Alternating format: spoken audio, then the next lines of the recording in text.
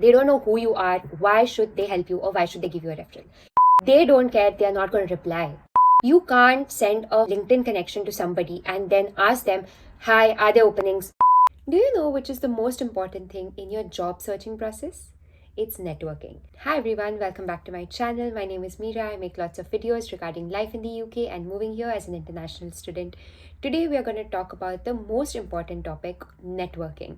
This is the key to find a job in the UK, and we are going to get into more details about the things that you need to be doing once you have landed here and what are the best possible ways through which you can network with people and get the best opportunities for yourself.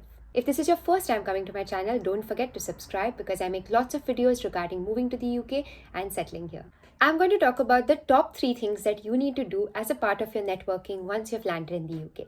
The first one is networking events.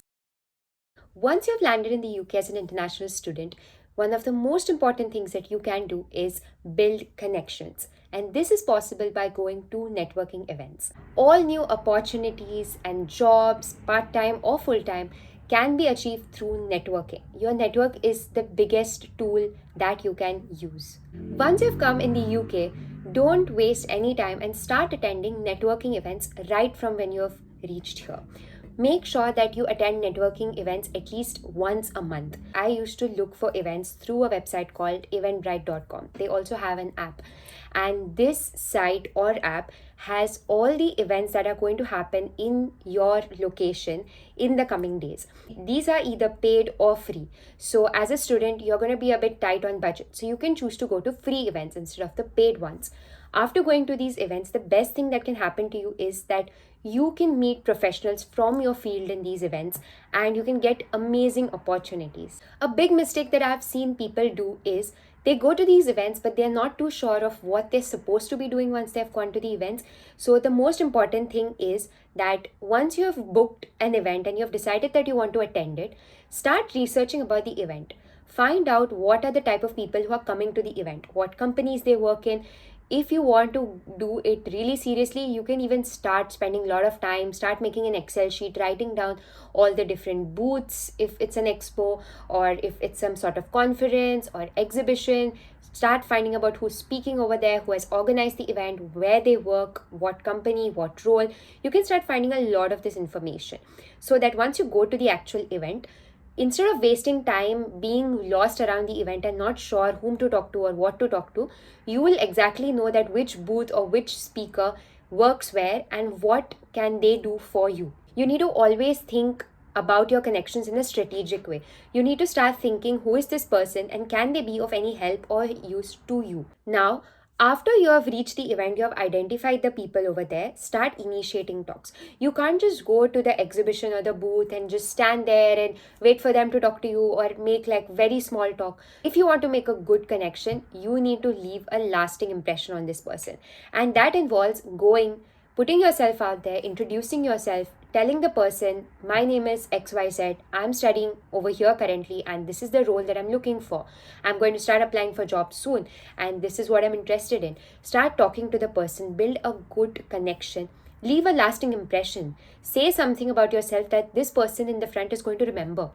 Because it's very much possible that at the particular networking event, the person in front is going to meet a lot of people and a lot of other students like you. So all of these students are trying to get jobs. How is this person going to remember you? So you need to do something or say something that's going to leave a good lasting impression to this person. Third step that you have to do is that once you get back home, make sure you have established some connection. So just going to this event, finding a person and talking to that person is not enough. You need to establish some sort of connection so that you can contact this person later on when you're actually applying for jobs. So for example, if I go to a networking event today and I meet a person called ABC and later that day I really want to establish a connection. So I need to come back home, look at the internet, go on LinkedIn, find out ABC, send him a request, remind him who I am, tell him that I am the person, who said this to you, or I had a good time with you, I learned a lot of insightful things talking to you about whatever you spoke about. And that's how you send a connection request to somebody, you stay in touch, and that's how a connection starts building up. So I would suggest all international students coming here to the UK who are trying to find jobs to try to attend at least one networking event every month. It could be anything. It could be a lecture, a talk, conference, exhibition. It could be anything. Just go there, put yourself out there, make sure you're talking to the relevant people at the relevant events, and make sure you send them a request, give them something to remember you, and that's how you can build a good connection by going to networking events. The second way that you can network in the UK is through university.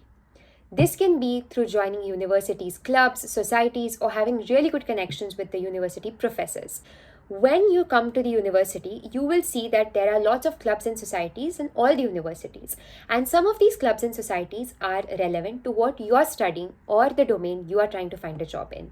So, by joining these clubs, you are expanding your network because this club will have juniors, seniors, they will have alumni connections.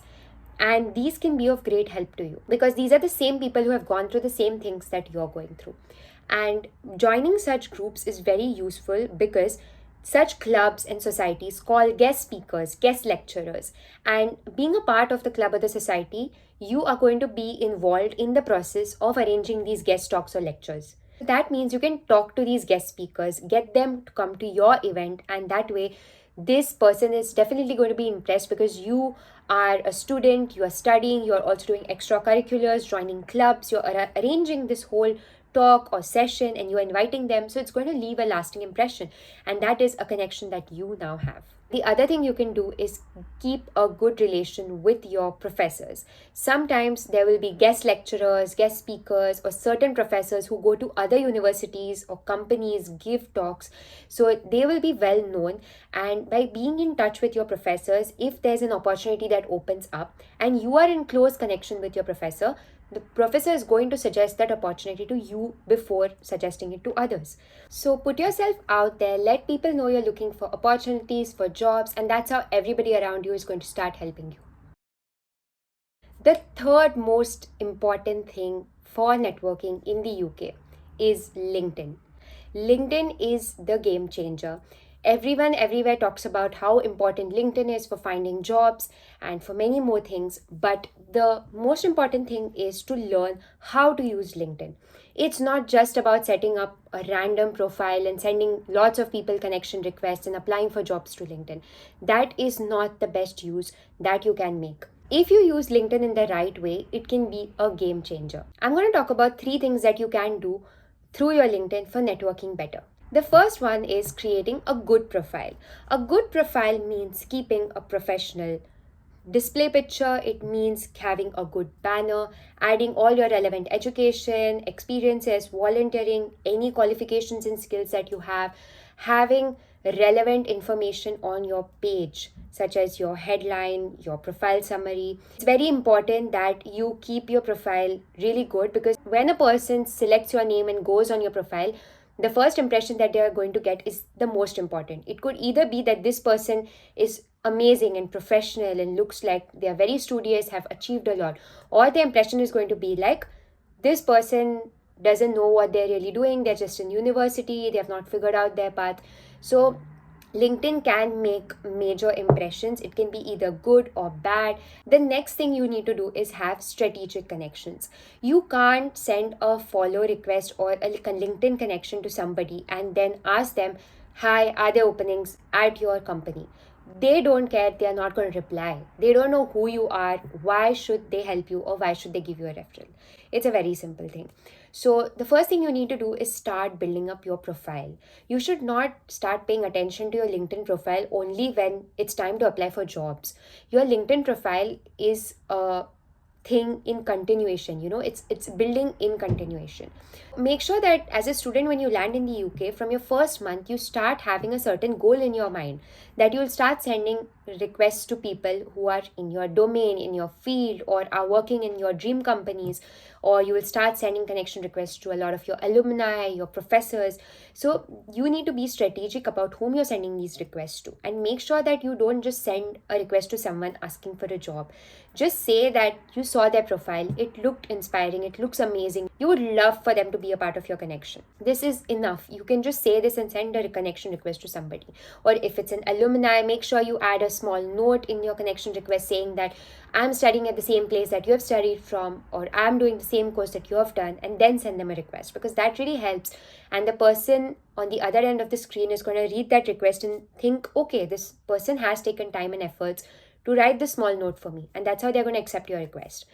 So make these good connections and just keep them, and only leverage them for jobs when there are openings and when you're going to apply for jobs. The third thing that you need to do is engage your connections with content. You cannot just send requests to people and have a dead LinkedIn profile where you're not posting or putting anything at all. It is so much better if you start posting things relevant to your field. I understand that everybody out there is not as extroverted and does not want to be some LinkedIn content creator influencer. But that's not what I'm asking to do over here. I'm just asking to keep posting something, because that's going to remind your connections, the HRs, the managers, directors on your profile who you are. Because every time they're scrolling their feed, they're going to see you, and your name might start getting registered in their head that, okay, this is a person and this person works in this domain, and they post these things, and they might sometimes read it or like it and give it a comment or something, and that's just going to get shared to the wider network, and it's going to be beneficial for you in the end. So start doing any small thing. Suppose you are an international student, start posting about your experience at your university. Start writing about your modules, what you're learning in your assignments, or you can start writing different blogs of your domain. Start posting the blogs, writing informational content, any new technology, or whatever it is that your domain is. Start posting about that, because that's really going to help you in the long run. So these are the 3 most important tools that you need to use when you're trying to network in the UK. I'm saying it again, networking is the most powerful thing. A lot of the most amazing opportunities, part-time, full-time jobs that I have gotten in my life so far are largely due to networking and because of the people and the connections I made. This can be amazing, most powerful tool that you can use in your job searching process in the UK, be it for part-time jobs or full-time jobs. Start talking to more people, put yourself out there, and when you show everybody around you that you are looking for something, I'm sure everybody around you will also start reciprocating and helping you back, and that will in the end help you achieve your dream. I hope you liked this video, and please comment down and let me know which of these networking tools you plan to use once you have reached in the UK for your job searching process. Don't forget to subscribe to my channel as I make lots of videos. Make sure to check out my other videos. I hope you like them. Thank you and see you next time.